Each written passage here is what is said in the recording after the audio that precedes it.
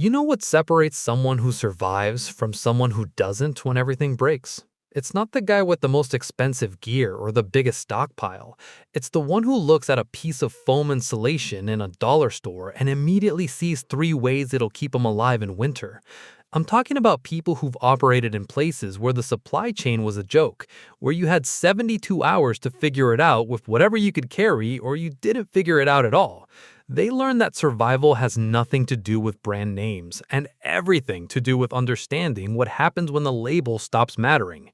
Right now, while most people are panic buying the same predictable survival gear that gets recycled through every forum, the ones who actually know are quietly walking out of dollar stores with carts full of stuff that looks boring until the lights go out and don't come back on.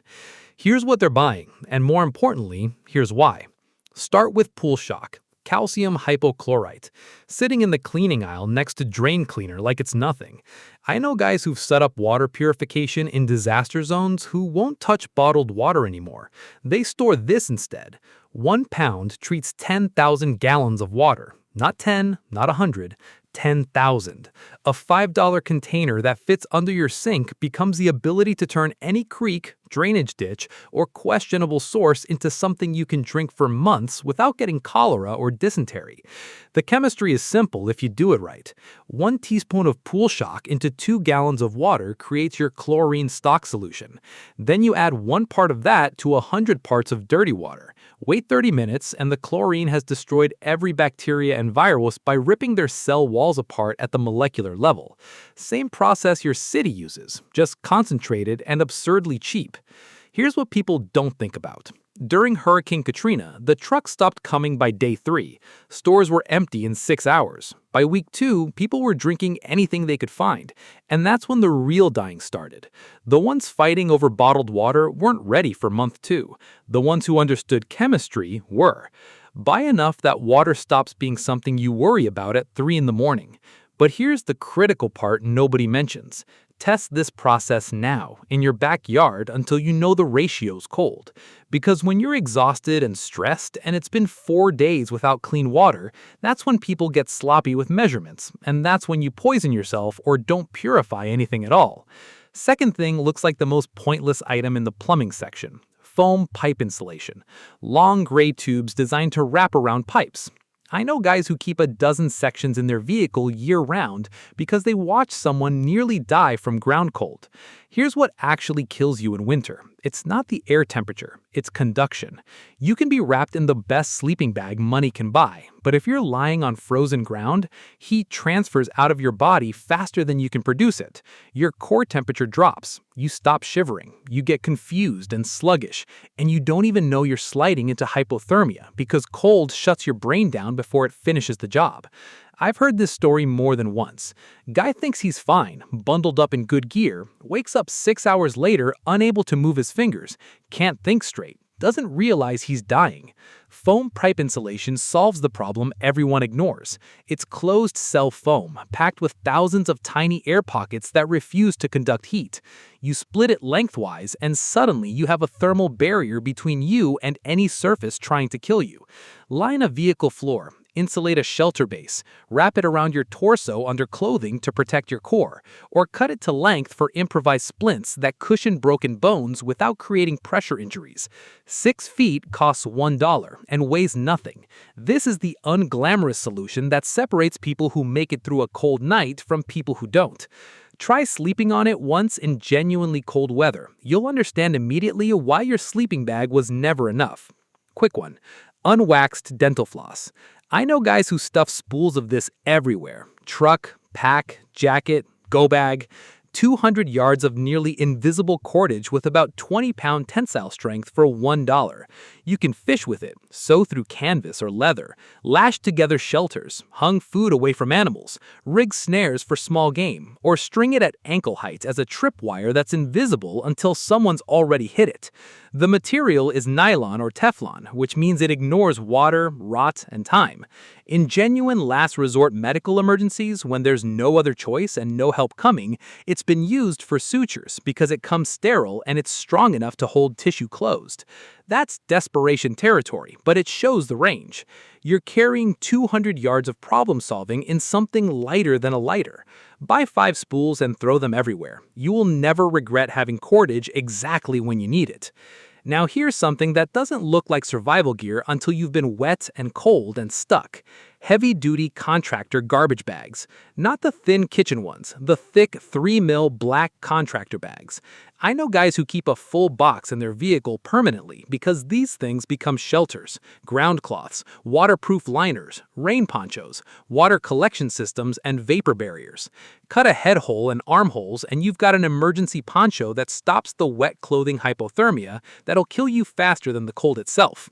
Line any shelter with them and you prevent condensation from soaking your insulation and gear overnight. Spread them on the ground and you can collect hundreds of gallons of rainwater that only needs basic filtration and treatment. Stuff them with leaves or grass and they become large dark shapes visible from aircraft for signaling. Pack them with foam or dry material and you've built an improvised sleeping pad. The thickness is everything. Cheap bags tear the first time you actually use them. Heavy contractor bags survive real abuse. $2 for 20 bags means you've just bought 20 solutions for 10 cents each. Here's what I've learned from people who operated in wet environments. Staying dry is half the battle. Once your core clothing is soaked, you're on a timer. A good garbage bag is the difference between dry and hypothermic, and it costs a dime. Spray bottles. The basic trigger spray kind from the cleaning section. Empty them out, rinse thoroughly, and you've got something most people completely miss. The application that changes everything, self-defense when you don't have access to commercial pepper spray. Mix concentrated cayenne pepper with water and you've got 10 feet of standoff distance. The capsaicin causes immediate eye pain, respiratory distress, and disorientation. I know guys who keep this in their vehicle specifically because one bottle of cayenne makes 30 refills for $1 instead of $20 for commercial spray that expires. Test it on yourself first in controlled conditions so you know exactly how it works and how fast. Beyond defense, spray bottles solve water scarcity better than anything. When every drop matters, you can rinse wounds, sanitize surfaces, dampen cloth for cooling in heat with minimal product, treat clothing with permethrin against disease-carrying ticks and mosquitoes using minimal product. The trigger mechanism works even when your hands are numb, wet, or gloved. Keep 2 in your vehicle and 2 at home. They weigh nothing and they solve problems in completely different categories.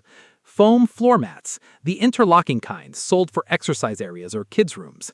This is closed-cell foam that doesn't absorb water and doesn't compress into uselessness when you're lying on it. People who've slept in unheated vehicles or buildings in genuine cold know a truth most people learn too late. Your expensive sleeping bag fails underneath you because your body weight crushes the insulation completely flat. Then conductive heat loss begins, silently pulling warmth out of your core whether you feel it happening or not. I've been told about guys who thought they were fine, well-equipped, experienced, who woke up disoriented and clumsy after 6 hours of heat bleeding into frozen ground. By the time they realized something was wrong, they were already hypothermic and their judgment was gone. Foam mats stop this. The cellular structure maintains air pockets even under full body weight, creating a genuine thermal break between you and the surface. Floor a vehicle, insulate a shelter, build a sleeping platform, or cut sections for boot insoles so your feet don't become heat sinks. The foam also dampens sound if you need to reduce noise inside a space. Cut it with regular scissors, snap it together in seconds, and at $1 per tile, you can floor an entire small shelter for under $10. This is the practical, unglamorous solution that keeps you alive while other people freeze because they ignored basic physics. Pantyhose. Before you laugh, here's the use that makes them more of stockpiling. When you need to cache supplies on the ground or anywhere rodents are a problem, store items inside pantyhose, and the tight nylon mesh stops mice and rats cold. They can't get their teeth into the material, and they hate the texture. I know guys who learned this the hard way after losing food stores to rodents that chewed through everything else. Test it yourself. Put food in a regular bag and one in pantyhose. The difference is night and day. Beyond that, pantyhose work as pre-filters for dirty water, catching sediment before it clogs your main purification system. Stretch them over a stick frame and you've built a seine net for catching bait fish or minnows. The elasticity makes them perfect for securing splints or bandages with even pressure that won't cut circulation. Layer them under regular clothing in cold weather and you trap warm air with almost no bulk. Twist several pairs together and you've got light-duty cordage for lashing. Cut sections work as fuel filters for improvised lamps so debris doesn't clog your wick. Once you stop seeing pantyhose and start seeing elastic nylon mesh with strength, the whole dollar store becomes a materials warehouse. Buy different sizes and test the rodent cash method. You'll be surprised how well it actually works. Last one shows how deep the thinking goes. Heavy-duty aluminum foil. Not the thin kitchen stuff that rips if you look at it, the thick rolls that hold their shape. Guys I know keep several rolls because aluminum reflects both light and heat with almost perfect efficiency. Build a solar oven by lining a cardboard box with foil, angle it towards the sun, put a dark pot inside, and the reflected solar radiation can push the interior past 200 degrees. That's hot enough to cook food or boil water with zero fuel. You can also wrap foil behind any candle or small flame to reflect light and heat back into your space, instead of losing it to the walls. You've just doubled your light output and heat without using more resources. In cold weather, line clothing or sleeping bags with foil to reflect radiant body heat back inward instead of letting it disappear. The shiny surface works for emergency signaling, visible for miles when angled to catch sunlight. You can form it into cups, containers, funnels, or cook directly on it over coals. Create waterproof seals on jars. Make reflectors for fires. The material weighs almost nothing, doesn't degrade from UV or temperature, and costs $2 for a massive roll. If you understand radiation and thermal transfer, foil stops being kitchen wrap and becomes a complete heat management system. Half of survival is controlling heat, whether you're trying to keep it, lose it, or redirect it. What connects all of this isn't the individual items, it's the way you're looking at them. People who've operated in austere environments don't see pool shock, they see 10,000 gallons of safe water. They don't see foam insulation, they see the answer to conductive heat loss that's killed more people in cold climates than most realize. They don't see garbage bags or aluminum foil, they see waterproofing, shelter, collection systems, and thermal control. This shift only happens after you've been in situations where the manufacturer's intended use stopped mattering, and the only question was whether you understood the material properties of what you were holding. The focus on dollar stores isn't about being cheap, it's about function per dollar and keepability per ounce. When you've carried heavy loads across long distances in bad conditions, you develop a permanent respect for lightweight materials you can buy in quantity, lose without financial pain, and replace easily. You stop buying things because they look impressive, and start buying things that actually work when conditions are bad and getting worse. You learn that multi-purpose beats single-purpose every time, because you can't predict which problem you'll face first.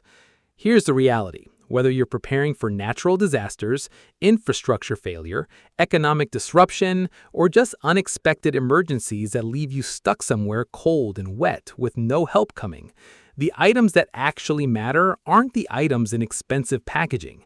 They're simple things that solve fundamental problems: water, warmth, staying dry, cordage, filtration, signaling, thermal control. The 8 items we covered address all of those for about $25 total. That's less than one name brand survival gadget that does a single job. You've just built real redundancy across every critical system instead of putting faith in one expensive tool. The most important piece is this. Preparation isn't a destination, it's a continuous process.